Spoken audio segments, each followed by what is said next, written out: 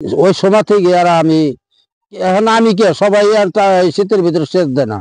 সেচ দিলে অনেক ক্ষতি হয়ে যায়। ফল দ্রুত যখন আসে ওই সময় কোন বীজটা দিতে হয় দ্রুত ফল বড় করার জন্য? মিরাকল নানা কি বীজটা ব্যবহার করেন? ইমরিট্যাপ এসোট্যাপ টিএসপি সার 1 বস্তা, জি, আর লাল সার 30 কেজি, সাদা সার 30 কেজি বিঘাতে, আর 2টা বোরন। আর হইলো আসসালামু আলাইকুম সম্মানিত দর্শক, সকল প্রকার কৃষক, তরুণ উদ্যোক্তা এবং কৃষিপ্রেমী বন্ধুদের জানাই হেল্প এগ্রো বাংলা চ্যানেলে স্বাগতম। আমার ভিডিওটা আপনারা যে যেখান থেকে দেখছেন, দেশ এবং দেশের বাইরে থেকে, প্রবাস থেকে, বিশ্বের যে কোনো প্রান্ত থেকে, চলুন শুরু করা যাক। আজ আমি যার সঙ্গে কথা বলবো তিনি পেঁপে জগতে সবচেয়ে পুরনো চাষি এবং কি আজ থেকে 20 বছর যাবত আগে পেঁপে চাষ করছিল।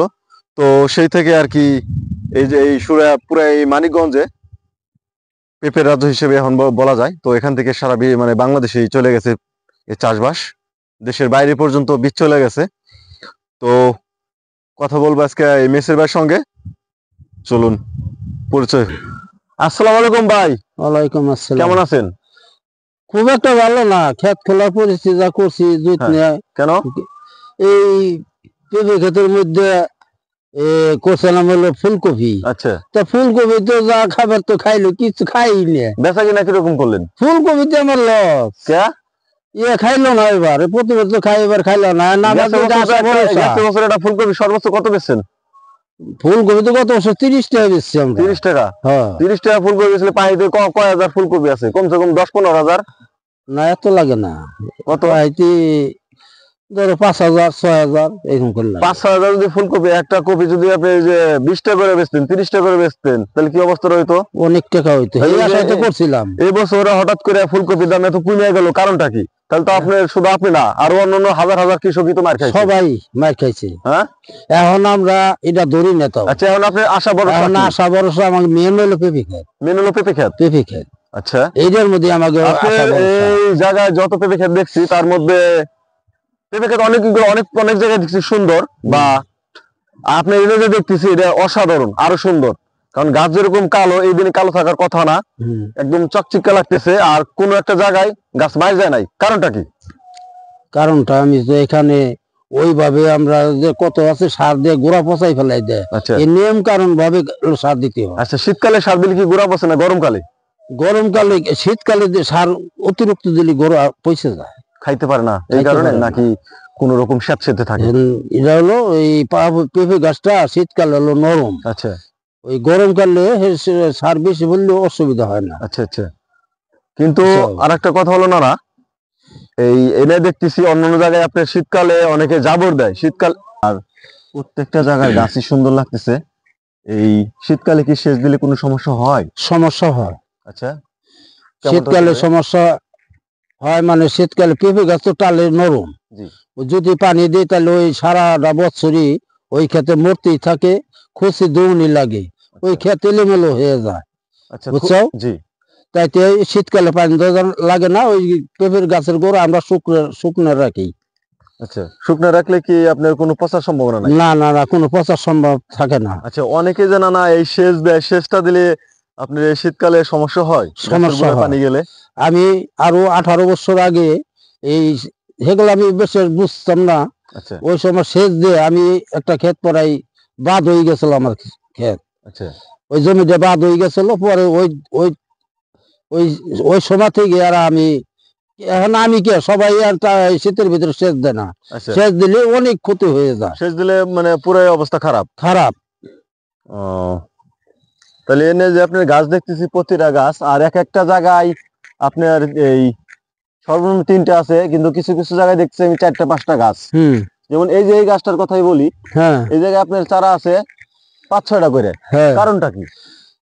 এর মধ্যে মর্দমাইকা হয়।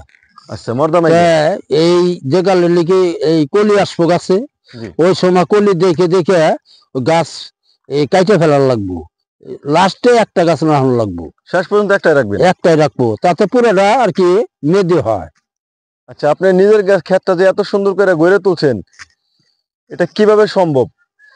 এটা কি আমি নিজেও কি চাষ করতে পারবো অতি সহজে? এই চাষটা পারবেন। এটা কোনো রোগ বালাই আছে কিনা? না, এটা কোনো রোগ বালাই নেই, আমরা বীজ দিয়ে রাখি তো। আচ্ছা আচ্ছা। তারপরে এনে দেখছে গোড়া পরিষ্কার রাখে নাই, তারপর তো গাছ মাশাআল্লাহ গ্রোথ আছে, এই যে গোড়া দেখতেছি আপনি দুনিয়ার ঘাস। গাছ ও তো অসুবিধা হয় না, এখন তো টালের দিন আমরা থুয়ে দিছি, আচ্ছা, গরম পড়লে বাদে আমরা খেত পুরো জমে জোগাল। এটা সুন্দর অসাধারণ সেরকমটা তো আছেই। তারপরে সবচেয়ে বড় কথা হলো না একটা গাছের কোন রকম আপনার ওই যে পাতা ছিদ্র করে ওরকম নাই, পাতা গুছানো নাই। হুম, ছোটবেলায় তো জানি সব রকমের গাছের সমস্যা, আমরা গড়ে তোলাটা কিন্তু আপনি ক্ষেতটা অসাধারণ লাগতেছে। আমরা ওই গাছে বিষটা ব্যবহার করছেন স্প্রে কি? করি, হ্যাঁ, স্প্রে করি, পকির স্প্রে করি, জি। তাতে কোনো রোগ বালাই আসে না। আচ্ছা, আর এই ক্ষেত যেগুলো নাকি সাজানো হয়, হ্যাঁ, এ সময় আমরা মাটির নিচে টিএসপি সার 1 বস্তা, জি। আর লাল সার 30 কেজি, আচ্ছা, সাদা সার 30 কেজি বিঘাতে। বিঘেতে, আর 2টা বোরন, আচ্ছা, আর হইলো জিপ সার দিয়ে 10 কেজির একটা, আর জৈব সার দিয়ে একটা। আচ্ছা, এই সার সালফারটা সবচেয়ে কার্যকর সার, সালফার দেন কি? সালফারও দেই, 2টা একটা দিয়ে দিই আর কি, আচ্ছা। নিচে মাটির নিচে জি। দিয়া, তারপর খেতে চাষ করে মই দিয়া জি। ওমা ফেলাই থুই, মাটির পচাই। কয়দিন পর্যন্ত পচান? 7-8 দিন 10 দিন পরে ক্ষেত লাগানো দেই, 8-10 দিন পরে আপনি পেঁপে চারা বসান। পেঁপের চারা বসাই দিই। আচ্ছা, আর এর আগে যদি বসান কি কোন রকম ক্ষতি হতে পারে কিনা? ক্ষতি হওয়ার সম্ভব থাকে, ওই সারের দকি চারাটা গোড়ার পচে যাওয়ার সম্ভব থাকে। গোড়া পচে যেতে পারে। হ্যাঁ। এই যে এর মূল্যবান কথাটা আপনারা যে যেখান থেকে দেখছেন আমার ভিডিওটা, আসলে সবচেয়ে মূল্যবান কথা এটা। চার্জ দিলেন, সার মার বিভিন্ন মেডিসিন দিয়ে লাগে, মানে তারপরে দাম করে চারা পেঁপে চারা গাড়বেন, এটা কিন্তু বিশাল একটা ক্ষতি, মারাত্মক ক্ষতি। এই ঝুঁকি কখনোই নেবেন না। নানা যে মূল্যবান কথা কইছে, তার 20 বছরের এই পেঁপে চাষের অভিজ্ঞতা আপনাদের মানে আরো মূল্যবান কাজে লাগবে। আরো ইম্পর্টেন্ট গুরুত্ব কথা আছে সামনে, তো বলতেই থাকতেছি, সঙ্গে থাকুন। তো নানা এই এটা বললেন, তারপরে আছে একটা হরমোনের ব্যাপার স্যাপার আছে, তারপর আছে আপনি গুড়া পোকার যে মেডিসিনটা যেটা বললেন যে একেবারেই দূর হয়ে যায়, ওই যদি একটু বলতেন। ইমিটাপ এসাটাপ। আচ্ছা, সুন্দর। ওই বিষটা আমি নিজেও ব্যবহার করি। না, এই ভিটামিনের জন্য কোন বিষটা ব্যবহার করেন? মিরাক্লোম আর ক্যারবোটুম। আচ্ছা, এটা গাছের কতদিন বয়সে দিতে হয়? এটা তো ওই যে ফলন যে গেলে আসবো, ওই আচ্ছা, সময় দিলে ভালো হয়। ও, ওটা মাসে মাসে কয়বার দিতে হয়? 1 বার না 2 বার? 2 বার। 2 বার। হুম, আচ্ছা, তাহলে 15 দিন পর পর। 15 দিন। 2 মাস।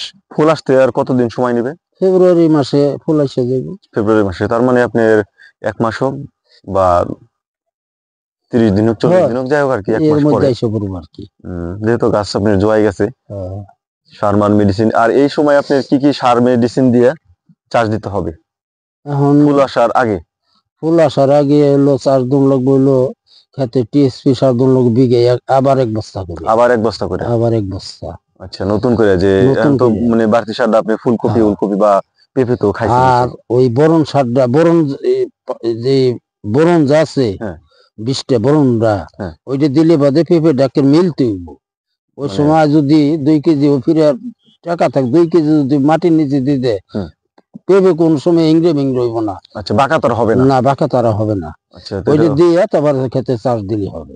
আচ্ছা, আর এই পোকামাকড়ের জন্য কোন বিষটা দেন এটা যদি বলতেন।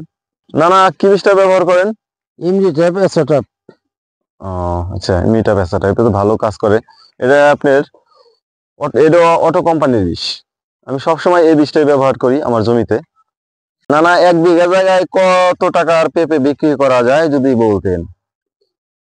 গাছ যদি কোনো বালাই না ফেলায়, বালাই না পড়ে, তাহলে 1,03,000 টাকার বেচা যায় বিঘা প্রতি? বিঘে প্রতি। গাছ ভালো থাকলে পেঁপে যদি এরকম আনানো যায়, সার মেডিসিন যদি খরচ করে, তাহলে তো অবশ্যই আসবো। আসবো। আর দেওয়ার মালিক আল্লাহ, তার একটা মাপ আছে নাকি? হ্যাঁ।